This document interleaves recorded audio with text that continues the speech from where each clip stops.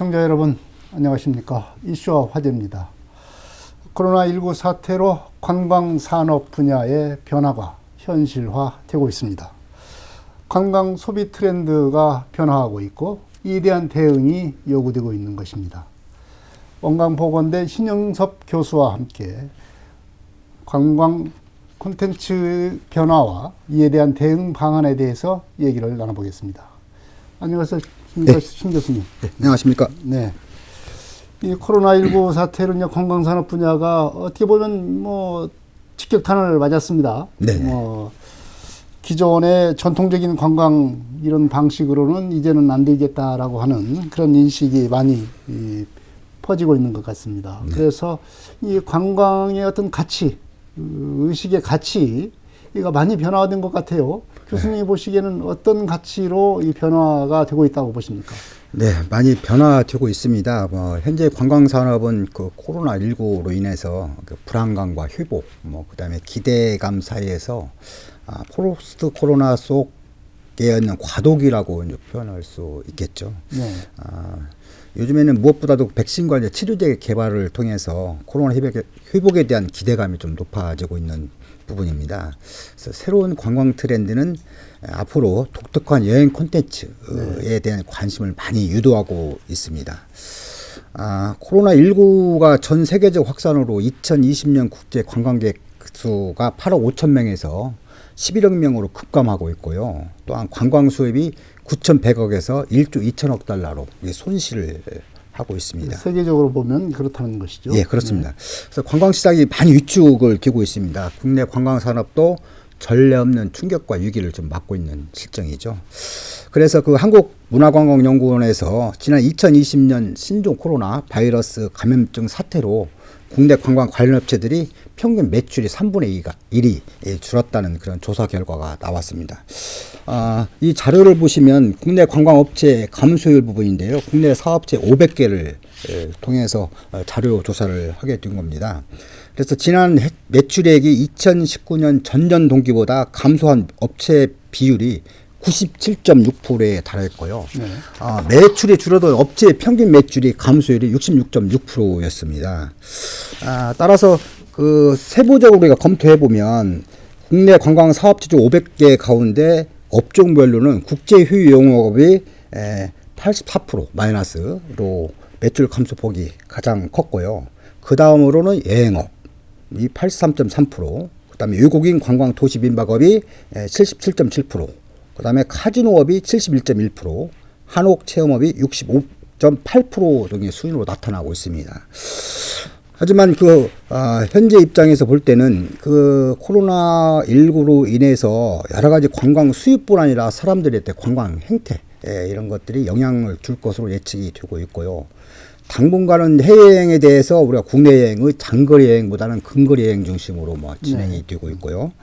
또한 특히 관광지와 숙박시를 결정하는데 청결과 위생, 안전 이런 것들이 최우선의 키워드로 자리매김을 하고 있습니다. 네, 역시 이제 그 건강, 안전 이런 분야에 대한 어떤 관광지를 선택할 때도 이런 요소들을 많이 고려해서 선택을 하지 않을까 이렇게 생각이 듭니다. 네. 이런 이제 관광에 대한 가치가 이제 달라짐에 따라서 관광 행태도 달라질 것인 뻔하지 않겠습니까?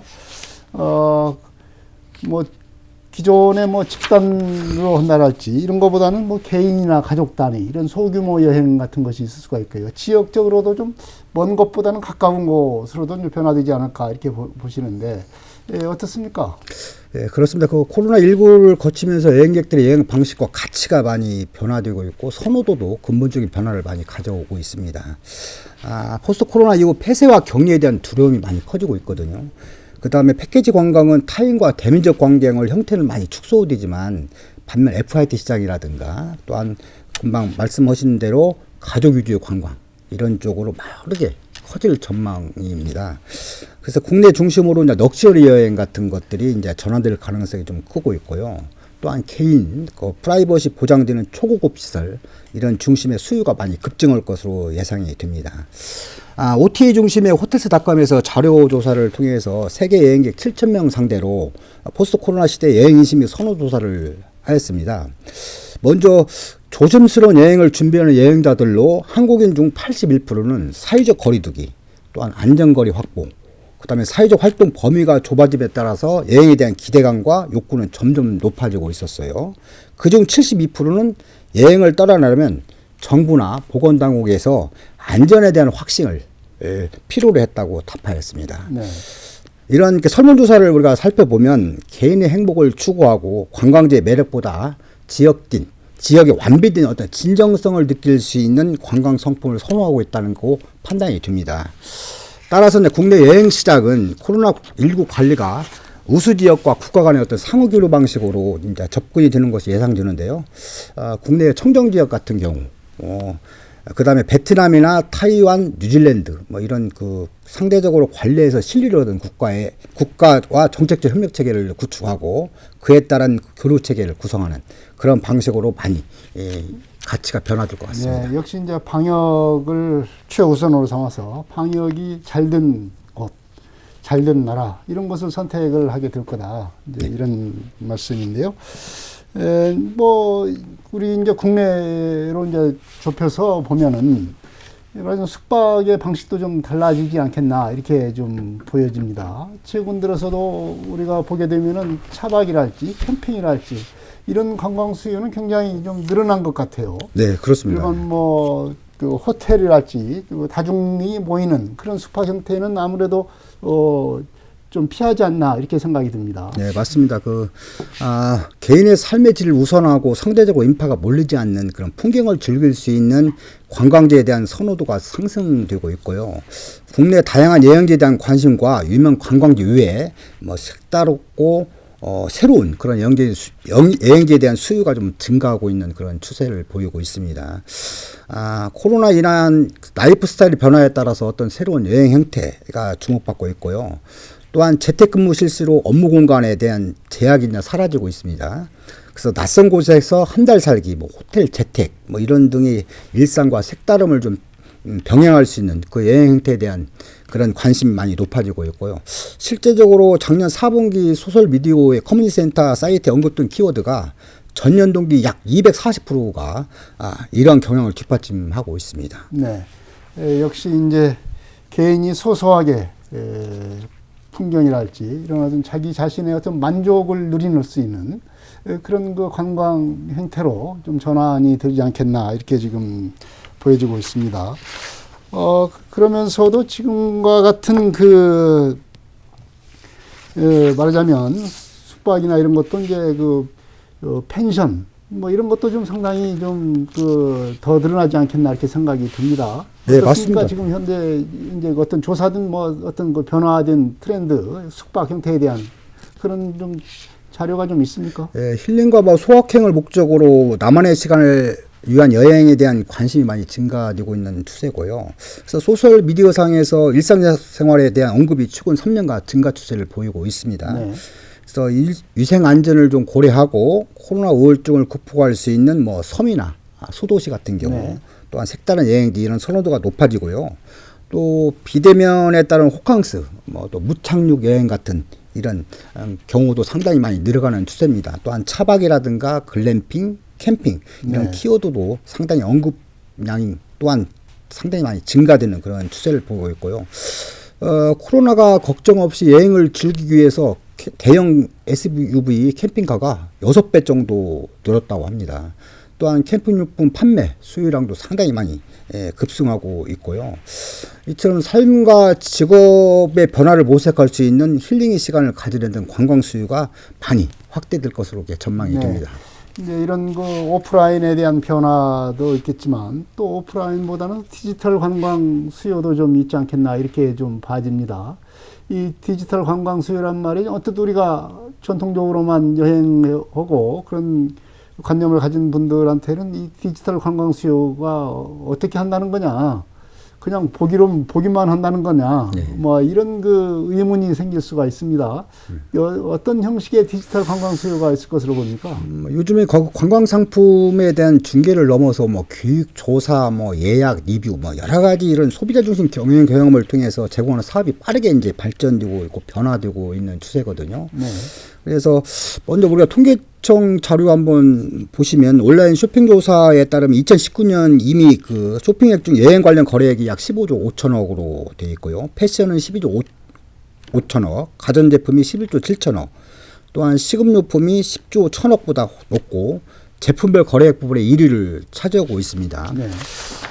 언택트 상황에 따라서 관광 산업의 확대와 함께 오프라인 관광 산업이 많이 축소될 것으로 올해 예측이 되고 있고요. 사업제 확장보다는 소규모형, 사업 종목형, 분산형들이 이제 방식으로 전환될 것 같습니다. 따라서 오프라인보다는 이제 OTA 중심의 스마트 관광 서비스 확장이 좀 기대되고 있습니다. 또한 어플리케이션을 통해서 예를 들어서 뭐 식음료 같은 주문이라든가 뭐 서빙이라든가 로봇, 뭐 AI 인공지능 같은 그런 4차 산업 기술이 많이 확대되고 있는 추세가 보이고 있고요. 그래서 관광 산업은 도입이 좀 막 가속화되고 있는 추세가 보이고 있습니다. 예를 들어서 뭐 컨벤션 같은 경우는 대면적인 측면이 상당히 진행되는 그런 효이거든요. 이런데 큰 타격을 받지 않을까 그런 생각이 들고요. 따라서 대체적으로 뭐 사이버 컨벤션이라든가 또한 디지털 컨퍼런스 이런 것들로도 대체할 그런 가능성이 좀 보이고 있습니다. 네. 뭐 대규모로 이제 모여서 하는 어떤 컨벤션 이런 것은 이제 퇴조가 되고 그야말로 이제 영상으로 하는 화상으로 하는 그런 컨벤션 형태 이런 것들이 많이 개발이 되리라고 이렇게 생각이 듭니다. 또 한 가지 이제 그 VR이나 AR 같은 우리 저 익산에서는 홀로그램 같은 것도 이제 해당이 되겠죠. 예. 이런 그 가상 체험을 활용한 어떤 관광 콘텐츠 이것도 상당히 늘어나지 않겠느냐 이렇게 봐집니다. 어떻습니까? 예, VR은 가상현실 체계거든요. 네. 사용자가 생성된 가상공간에서 보고 듣고 뭐 사고하고 느끼면서 이 데이터와 상호작용을 하는 것입니다.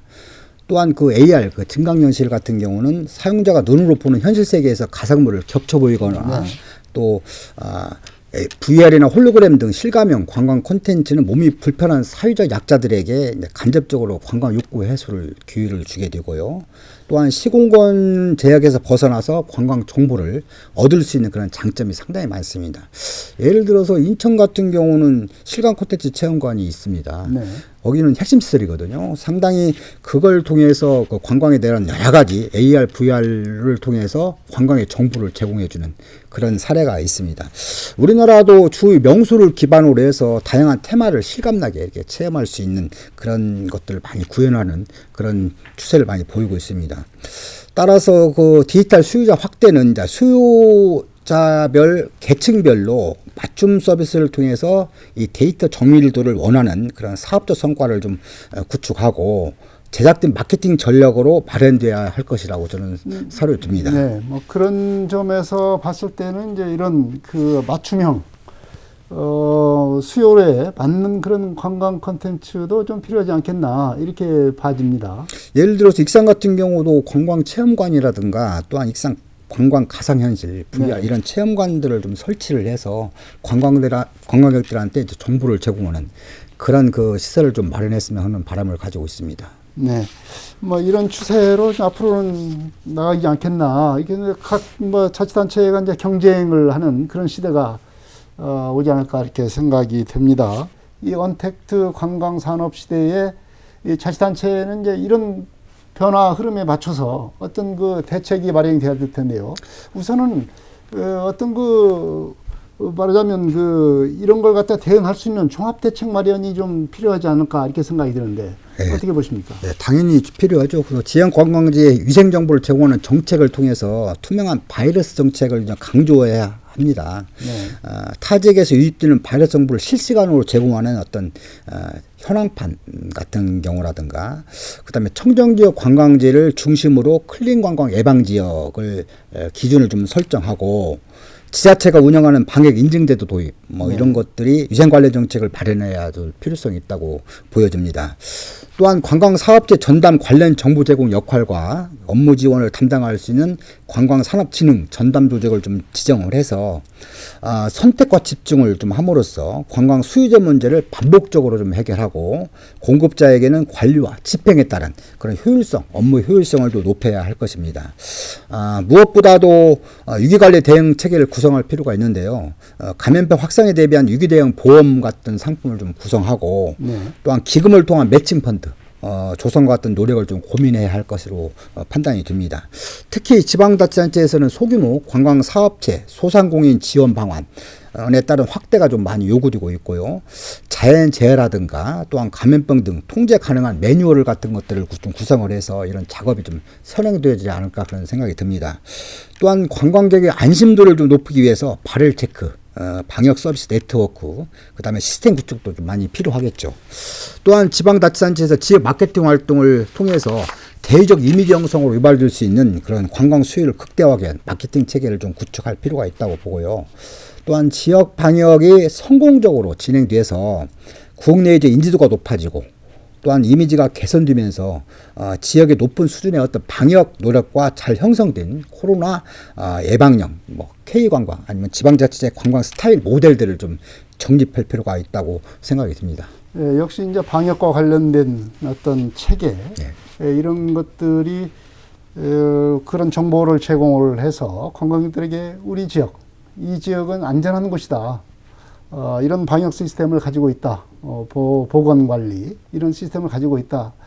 그리고 위기가 발생했을 경우에 이런 대응 체계로 대응을 하겠다. 이런 것도 굉장히 관광객들에게 안심을 주는 그런 요소가 될 수 있겠습니다. 네, 그렇습니다. 네. 이런 이제 어떤 그런 그 방역 그리고 건강 관리, 위생 관리 그리고 위기 대응 이런 어떤 그 종합적인 체계도 중요하겠지만 이 언택트 관광 시대에 맞는 관광 상품 개발도 상당히 중요하지 않겠나 이렇게 봐집니다. 역시 이제 관광객들한테는 어디를 가면 이런 그 바이러스에 대해서 안심하고 관광할 수 있는 그런 곳이 이런 곳이 있다. 이런 게 아주 그런 관광 상품이 이 브랜드화되면 더 좋지 않겠나 이렇게 생각이 듭니다. 맞습니다. 요즘에 이제 특수목적 관광 SIT라는 것들이 상품이 좀 많이 구성이 되고 있거든요. 그래서 개인이나 또는 단체가 특별 관심 분야와 활동 욕구를 충족하기 위해서 이제 관심 주체에 적합한 여행 목적지를 방문해서 양질의 여행 서비스를 제공하고 경험하는 그런 목적 여행이 바로 SIT 관광이거든요. 네. 그래서 이 관광자만이 만족을 충족시킬 수 있는 최선의 여행이기 때문에 SIT 관광은 상당히 중요성을 우리가 일깨워주는 부분입니다. 그래서 코로나로 인해서 불안감의 취역 여행이라든가 근교 중심 여행 등을 많이 선호하고 있기 때문에 유명 관광지 이외에 새로운 목적지로서 어떤 여행으로 심리적, 물리적 안정감을 추구하는 ST 여행 이런 흐름을 분명히 우리가 만들고 이끌어내야 됩니다. 예를 들어서 그 문화관광 관련 부분에는 백제문화 한국관광공사 테마 10선 대상 지역이었거든요. 네. 이런 부분들을 우리가 SIT 목적 관광으로 좀 홍보하고 좀 개발을 통해서 좀 접근했으면 좋겠다는 말씀을 드리고 또한 건강이라든가 힐링 관광 예를 들어서 운포 관광지 성당포구 같은 경우, 그 다음에 비즈니스 관광의 어떤 식품 클러스터, 그 다음에 교육 관광의 고도 도시, 많이 홍보할 수 있는 그런 부분이 있습니다. 그 다음에 교도소장이라든가 원불교 총부, 이런 사색 종교에 관련된 부분들, 그 다음에 이벤트 관광에 대한 축제 관련, 이런 쪽을 SIT 관광으로 좀 접목을 시켜서 관광객들한테 그들의 어떤 고유한 체험을 우리가 즐길 수 있는 그런 관광으로 만들어내는 것도 가장 중요하다고 생각이 듭니다. 네, 지금같이 이제 전통적으로 해왔던 관광 방식이라고 하면은 그냥 그 장소에 가가지고 이런 그 경관이랄지 어떤 문화재랄지 이런 걸 갖다 둘러보고 이런 식의 관광이었단 말이죠. 네. 그러나 지금 코로나 시대, 이 언택트 시대에는 거기를 가서 방문지를 가서 가는 것에 만족하지 않고 거기서 어떤 그 안심, 힐링이 되는 어떤 요소가 있어야 되지 않겠나 이런 생각이 듭니다. 예. 그런 것들을 이 관광 프로그램에 어떻게 녹여낼까? 그것이 상당히 그 관건이 되지 않나 이렇게 생각이 드는데 어떻게 보십니까? 특별 흠이 관광 상품을 좀 개발을 해서 SIT 중심으로 그냥 특화된 관광 서비스를 제공하는 부분이고요. 아까 말씀을 드린 것처럼 익산시에서도 이 관람객들한테 모험을 즐길 수 있는 어떤 공룡 테마공원이라든가 이런 연계하는 어떤 체험 관광 시설을 건립을 하고 있다고 들었습니다. 그래서 주제별 코스 체험이라든가 복합 놀이시설 이런 것과 보석 어드벤처 하늘 자전거길을 마련하고 있다고 이제 발표를 하고 있는데요.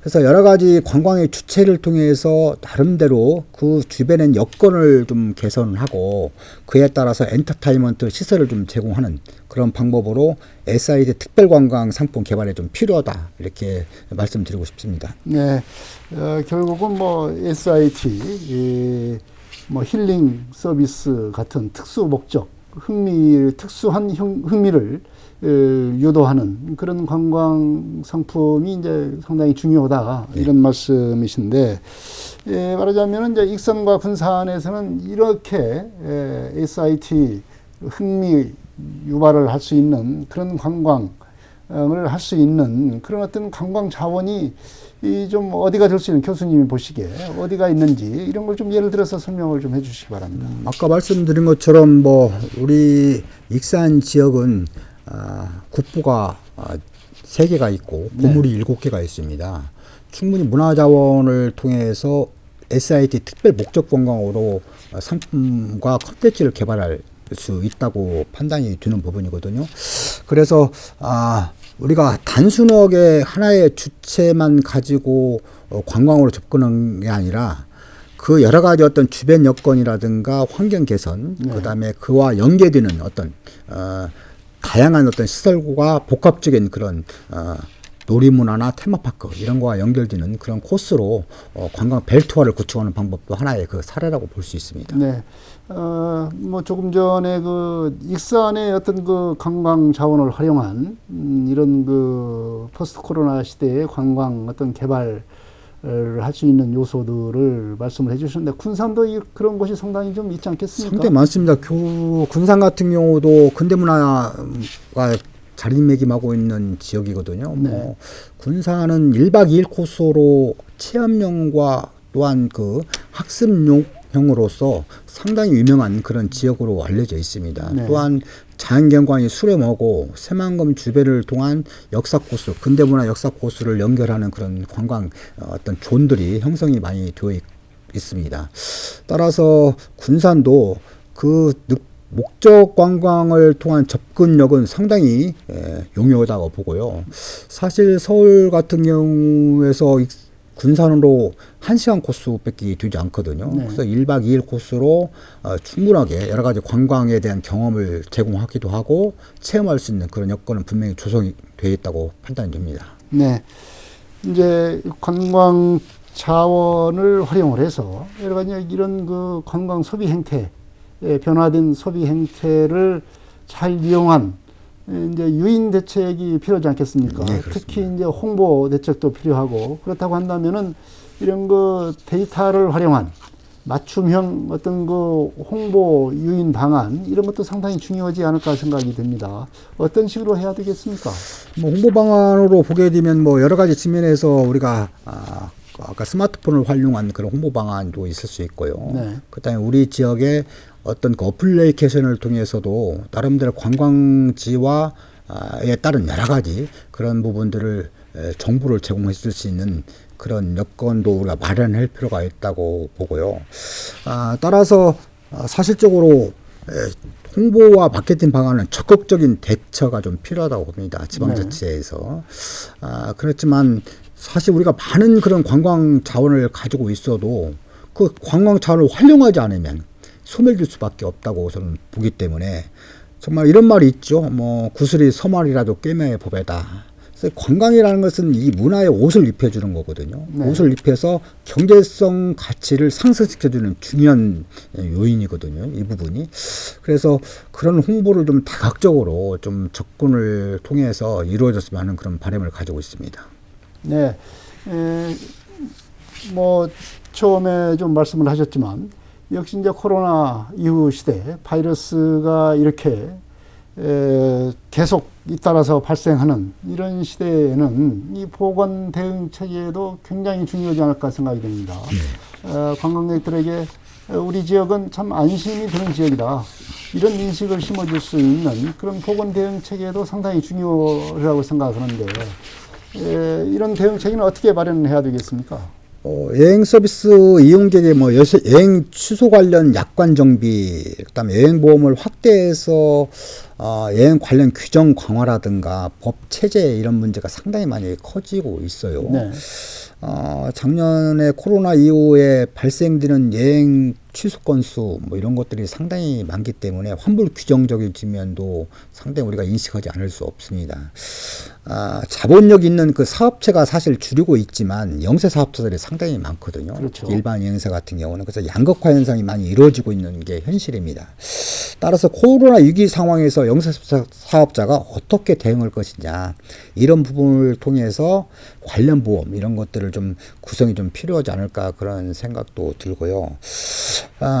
관광 사업체들이 그 대응이 기민하지 못합니다. 사실적으로. 그래서 이런 새로운 관광 벤처 사업체들이 좀 등장을 해서 경쟁력 확보를 좀 과감히 좀 혁신하고 새로운 프레임을 좀 구성하는 그런 관광 창업 벤처 이런 것들이 폭넓은 지원이 좀 필요하지 않을까 그런 생각이 듭니다.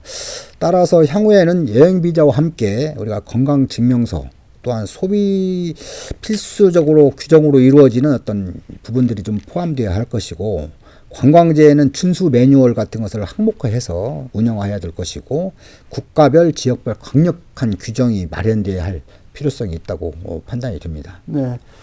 그 상황에 맞는 그 지역에 맞는 맞춤형 어떤 그 준수 사항 이런 것도 필요하겠고요.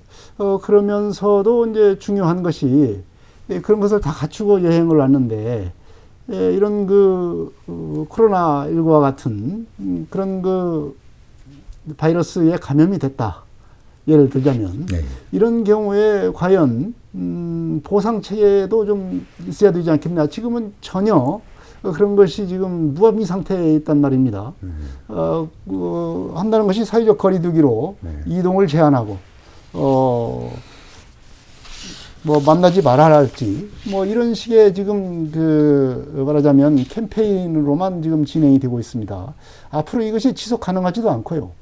여행을 했을 때 이런 피해가 발생했을 때 여기에 대한 어떤 그 보상 체계 이런 것도 좀 필요하지 않겠나 이 생각이 듭니다. 아까 말씀드린 것처럼 우리나라의 지금 익산 지역의 그 관광을 주류를 이루고 있는 사업체가 여행사거든요. 네. 여행사 같은 경우가 아까 말씀드린 것처럼 영세업자들이 상당히 많습니다. 관련 보험 같은 것들을 접근하기 상당히 어려운 상황이거든요. 네. 그래서 이런 사전에 참 코로나 이후에 발생하는 부분이기 때문에 이제는 좀 그런 여행사들이 어떤 그 영세업자들을 보다는 그 관광 벤처 창업이라는 그런 개념을 가지고 사전에 예약하는 단계부터 마지막 단계까지 정말 이 가이드와 함께 그 예방을 할 수 있는 그런 사전에 그 필요한 여러 가지 관련 보험 이런 것들이 좀 필요하다 보고요. 또한 그들한테 필요한 여러 가지 관광객들에게 필요한 여러 가지의 모든 부분들 그의 관광에 관련된 필수 불가결한 모든 부분들을 좀 잘 판단하고 상황을 대처할 수 있는 여러 가지 어떤 안내 서비스 이런 것들이 좀 필요하지 않을까 그런 생각이 듭니다. 네. 여튼 여행업, 뭐 관광업을 하더라도 과거 같은 형태로 해서는 뭐 영위하기가 힘들다. 예. 이렇게 볼 수가 있겠어요. 예, 그렇습니다. 뭐 이게 물론 이제 여행자 보험이라는 것도 있기는 있습니다. 예. 현재 불의의 어떤 사고를 당했을 경우에 보험이라고 하는 것도 있는데 지금 이제 그런 식의 보험에 한 걸음 더 나아가서 이 방역의 어떤 그 문제가 드러났을 때 이에 대한 피해 보상을 어떻게 할 거냐. 이런 점도 우리가 염두에 둬야 되는 그런 시대가 왔기 때문에 이런 것도 필요하지 않겠나 이렇게 생각이 듭니다. 지금 뭐 여러 가지 이 코로나 시대의 어떤 그 관광 트렌드의 변화 그리고 여기에 대한 대응 방안 등에 대해서 얘기를 좀 나눠봤습니다. 교수님께서 보시기에 코로나19 시대에 이 관광은 어떻게 해야 된다. 그리고 자치단체나 이런 그 뭐 국가도 마찬가지겠죠. 어떻게 대응을 해야 될 것인가 이런 것도 마무리 말씀으로 해주시기 바랍니다. 굴뚝 없는 황금 산업으로 불리고 있는 이 관광 산업. 과거에는 온라인이나 테크놀로지 같은 그런 기술의 발달로 관광 사업은 확장시킬 닥칠 수 있다고 보였지 사실 인간과 인간이 만나고 싶어하는 어떤 본능적 욕구는 아무리 기술이 발달돼도 사실 대체할 수 없다고 봤습니다. 네. 코로나 이후에 이 비대면이 많이 확장되고 있고 결국 대면의 욕구를 넘어서지 못할 것이라고 생각했거든요. 그러나 코로나19는 그 관광을 단절시키는 경험을 주었습니다. 또한 일상의 모든 것을 변화를 시켰고요. 관광 트렌드도 변화를 많이 가져오게 됐습니다. 따라서 이제 지방자치제는 이런 불확성을 갖고 있는 현 상황에서 이 전례 없는 이 포스트 코로나 위기 상황을 어떻게 대처할 것이냐 이런 것들이 가장 중요한 부분이 아닌가 보여집니다. 따라서 지역 관광객을 유치하기 위해서는 산업체, 그다음에 관공서, 그다음에 학교, 그다음에 연구소 이런 여러 가지 거버넌스를 좀 구축을 통해서 돌파구를 찾는 미래에 대한 관광 콘텐츠 개발이 좀 준비가 필요하지 않을까 그런 생각이 들고요. 또한 포스트 코로나 시대를 맞이해서 이 어려운 상황에서 이 슬기로운 언택트 시대의 지역관광 정책을 통해서 지방자치단체의 콘텐츠 상품 개발이 좀 활성화를 좀 추진해야 되지 않을까 그런 생각이 듭니다. 네. 네, 지금까지 코로나19 시대 관광산업의 그 어떤 대응 방안에 대해서 얘기를 들어봤는데요. 이 코로나19로 인한 언택트 시대의 관광산업의 변화, 이것이 지금 현실화 되고 있는 만큼 여기에 대한 대응이 절실히 요구되고 있는 그런 상황이라고 하겠습니다. 언택트 시대에 맞는 관광산업의 콘텐츠 개발, 그리고 현실 증강과 같은 AR이나 VR과 같은 첨단 기술을 활용한 관광 콘텐츠 개발도 이제는 생각을 해야 되지 않을까 이렇게 생각이 듭니다. 이슈와 화제 여기서 마치겠습니다. 지금까지 원광보건대 신영석 교수님이었습니다. 오늘 말씀 고맙습니다. 네, 감사합니다. 시청자 여러분 안녕히 계십시오. 다음 이 시간에 또 뵙겠습니다.